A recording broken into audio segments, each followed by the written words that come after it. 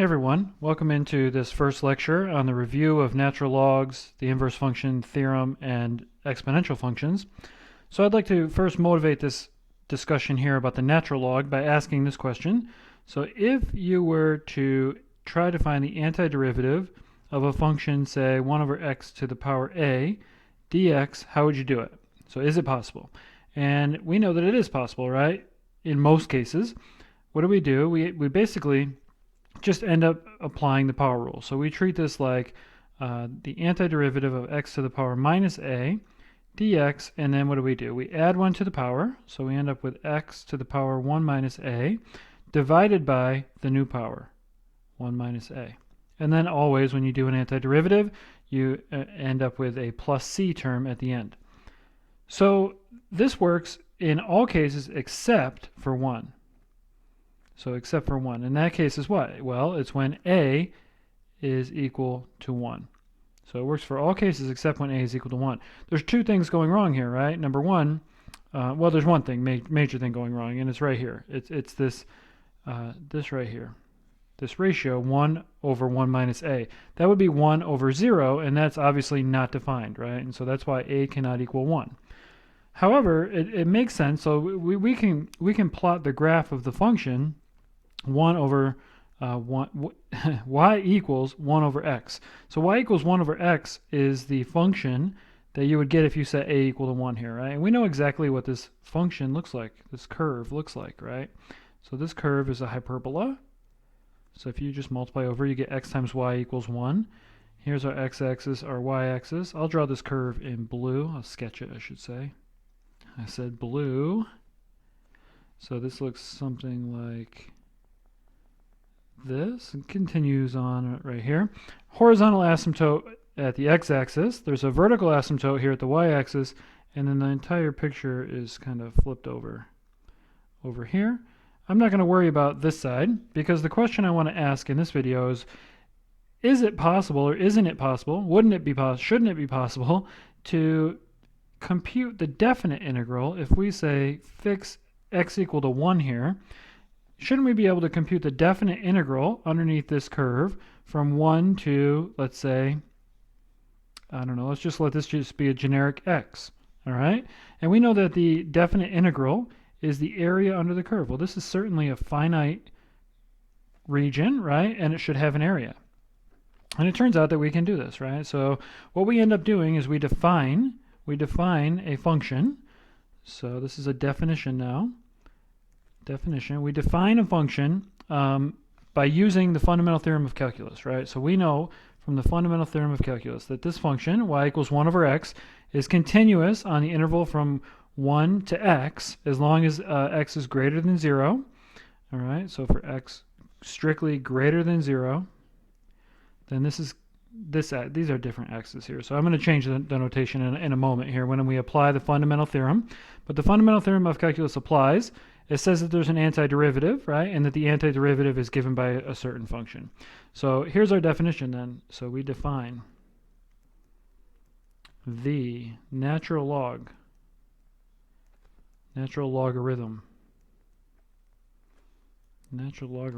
of x to be this function.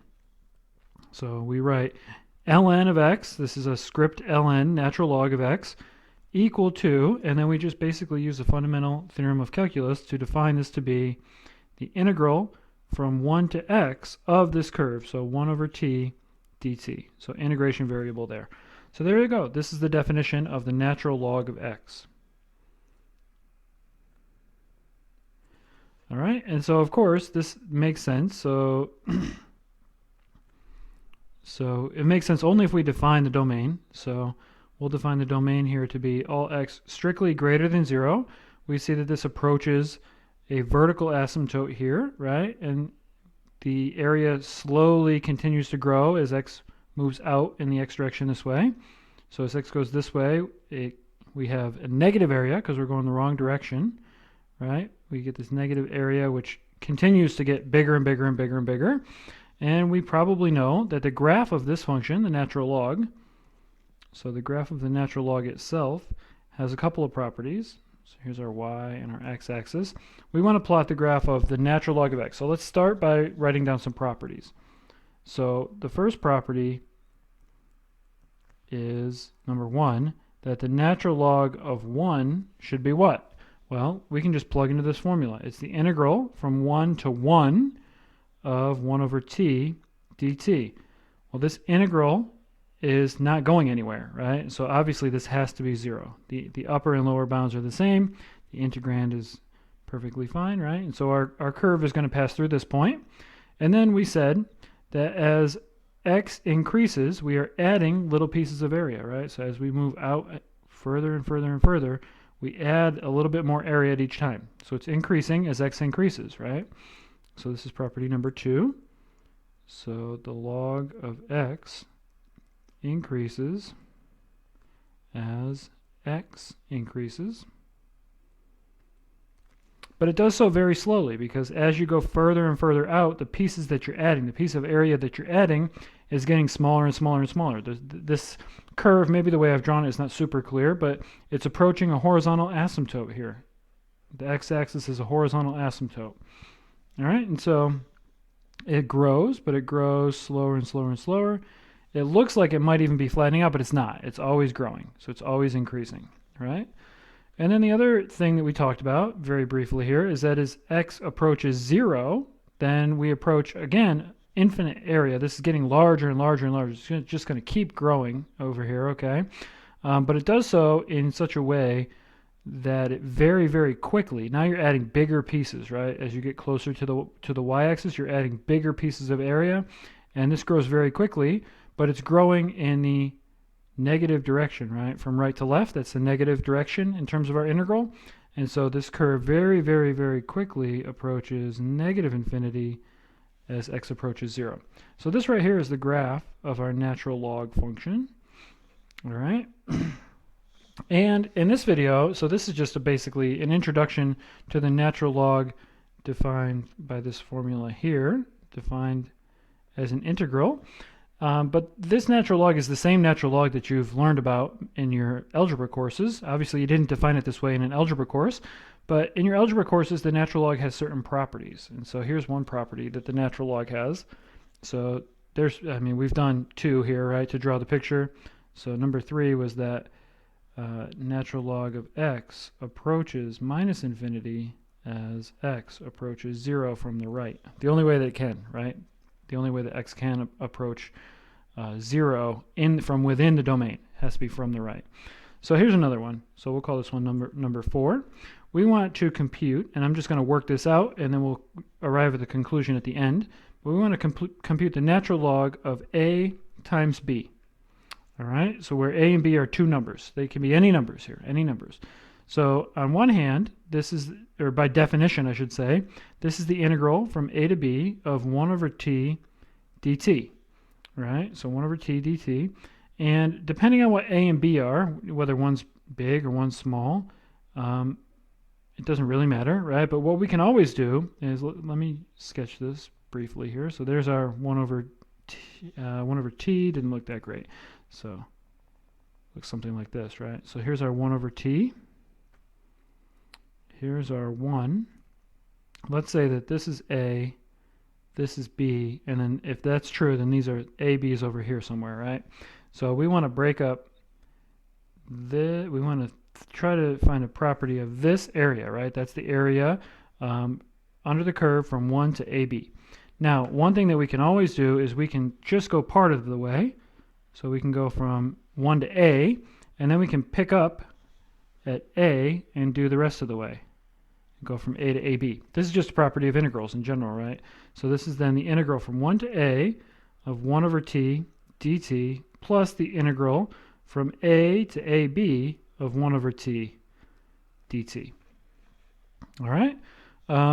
Well, at this point, this part very clearly is the log of A, right? Natural log of A. It's the integral from 1 to A of that integrand that we were working with. This one, we want to do some manipulation to. So we want to try to find out if this is the natural log of something else. So for this to be a natural log, look what we have to have. We have to have a 1 as the lower bound in the integral. So we go down here and we say, all right, we were going to make a change of variables to get a 1 in the lower bound of the integral. Well, the easiest way to do that, this one starts at a. The easiest way to do that is to divide by a, because a is bigger. In this case, it's, we know it's non-zero because it's in the domain of our natural log. So it's non-zero. And so I'm going to put, in this case, t equal to s over a. Or I'm going to map, t to s over a. So t is going to be mapped to s over. I'm going to make a change of variables, in other words. So let me write this in a slightly different way. Let's do it this way. Let's say our new variable is going to be s, or let's use u. We're used to doing u subs, right? Let u equal t over a. All right. Now t over a is not in our integral here right now, so we're going to have to work with it, right?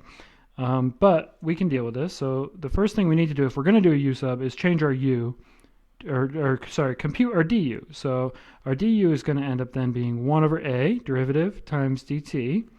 So that's important. And then we need to plug in our boundaries. So when t is equal to ab, right, then u of ab is going to be equal to ab over a. Well, that's just b. And u of a, the lower bound, is going to be equal to a over a. Well, that's just 1. So that's good. And so at this point, we need to make a couple of changes. First of all, our dt and these two things are kind of arranged wrong, right? But we know that a is non-zero, so we can multiply the a over for both of these. And we can write each of these as a times u should equal t, and a times du should equal dt, and plug both of those into our integral exactly where they should go, right? So a times u will go in here, and similarly a times du is going to go right here, and let's see what happens. You can probably already see it, right? Let's see what happens. So our integral a to a times b of 1 over t dt is going to become the integral, change the boundaries as well, right? From 1 to b of 1 over a times u times a times du. And look at that. These a's, again, a is not 0, so the a cancels. And what we have is, of course, our natural log. I'm going to put it all back together. Natural log of ab is equal to the integral from 1 to a of 1 over t dt plus this what we've just changed here, integral from 1 to b of 1 over u du. Notice it's not t anymore, but that's okay, right? Because this is a dummy variable that gets integrated out anyway. And this, of course, becomes our what we call the product rule for logs, right? The log of a plus the log of b. And so there's a proof using the integral formula that the natural log of a times b is equal to the natural log of a plus the natural log of b. So at this point, you should try, that's proved, right? No question about it. You should try to prove this formula, the natural log of b divided by a. Same idea here. This is going to be equal to the natural log of b minus the natural log of a. So you try to use the integral formula and a u substitution to get this one. But this is a definition of the natural log, a couple of properties using this definition. And, this is just supposed to be a review of the natural log. So if you haven't seen this, think about this for a few minutes, think about this definition, and we'll go from there in the next video.